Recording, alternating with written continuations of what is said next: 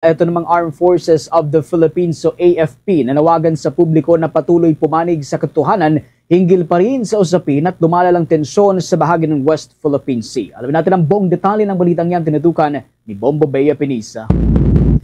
Nanawagan ng Armed Forces of the Philippines sa publiko na makiisa sa kanilang kampanya laban sa maling impormasyon at propaganda ng People's Republic of China, kaugnay ng ilegal na presensya nito sa territorial waters ng Pilipinas sa West Philippine Sea.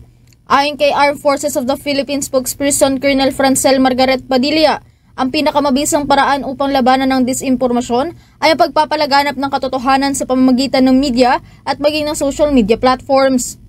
Anya sa pamamagitan ng kanilang pagpapakita ng totoong larawan at video at paghahatid ng mga lehitimong kaganapan sa West Philippine Sea na siyang mahalagang bahagi ng kanilang laban kontra sa maling impormasyon ng China ay naipapalaganap sa publiko ang mga totoong pangyayari. Dagdag pa ni Padilla, bahagi ng kanilang Transparency Initiative ang pakikipagtulungan sa media, gayon din ang pagbabahagi ng aktwal na dokumentasyon ng mga kaganapan sa karagatan, kasama na rin dito ang suporta ng National Task Force for the West Philippine Sea upang matiyak na may akses ang publiko sa totoong impormasyon. Nilinaw rin ng sandatahang lakas na ang kanilang mga operasyon ay nakaayon sa international law, partikular na sa United Nations Convention of the Law of the Sea o UNCLOS, at sa 2016 Arbitral Tribunal ruling na kapwa nagpapalakas sa legal na posisyon ng Pilipinas sa West Philippine Sea. Tool against propaganda is the truth. We keep repeating this na even in our operations, we have been inculcating the presence of the media with us, and we also have the Transparency Initiative of the National Task Force on the West Philippine Sea.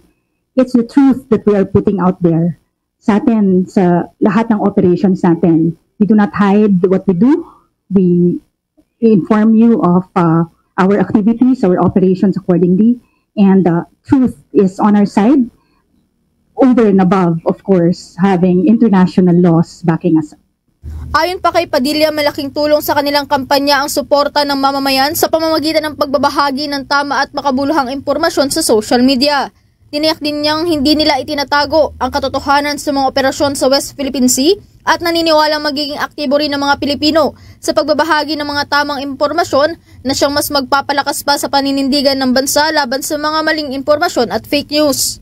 If we have the people on our side believing the truth that we've shown, nandyan naman yung footage ng Philippine Coast Guard dun sa insidente, no? And over and above that, we have to leverage on the great online presence of the Filipinos. So we used to be the tax capital of the world. Now there is a great online presence ng bawat Pilipino sa buong mundo, no, with our sheer number of OFWs around the globe. So with our Complan Mulat and also, of course, the yung Transparency Initiative of the government, kung ang bawat Pilipino re-echoes the truth that is out there, then we can really put a very good combat towards propaganda. Samantala, pinaalalahanan din ng Armed Forces of the Philippines ang publiko na maging mapanuri sa mga impormasyon na kanilang nababasa o nakikita online, lalo na kung ito ay tungkol sa tensyon sa West Philippine Sea. Nanawagan din ng hanay ng pagtutulungan, pagkakaisa at pagiging responsable sa pamamahagi ng impormasyon dahil anya sa pagkakaisa ng bawat Pilipino, mas magiging matibay ang depensa ng bansa sa gitna ng mga banta sa soberanya. Iyan muna ang mga updates mula dito sa Quezon City. Ito si Bombo Bea Pinisa and this is Bombo Radio Philippines, the #1 and most trusted source of news and information. Basta Radio.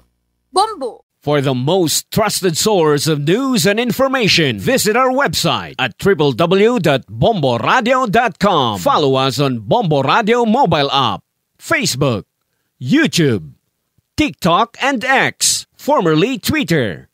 Like, share, and stay connected. Anytime, anywhere.